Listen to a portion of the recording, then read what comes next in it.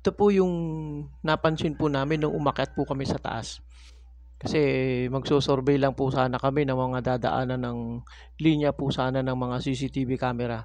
Kaya lang napansin po namin yung mga electrical installation po sa taas ng building po na ito. Napakadelikado. Yung gantong practice po ng paggawa, napaka-unsafe po nito. Hindi man lang po inayos. Napakadelikado po ng gantong paggawa. Kaya sana naman sa mga electrician po na gumagawa po ng ganito, ayusin po natin. Kasi unang-una, makakasira po tayo ng hindi lang makakasira, baka masunog pa natin or mawala pa yung property na ginagawaan po natin. At hindi lang yan, baka makaano pa tayo ng buhay. Dahil kung makasunog tayo, makasira tayo ng property, napakadelikado po kasi ng gantong practice ng paggawa po natin. Kaya sana ayusin po natin yung paggawa.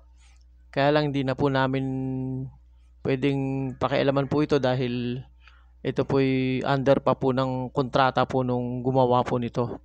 Kaya na-suggest na lang po namin dun po sa may-ari na sana ayusin po nung gumawa po nito dahil napakadelikado, lalo na po yan exposed pagkatapos yung pinagdadaanan pa po ng mga linya po ng mga wire na yan ay bakal.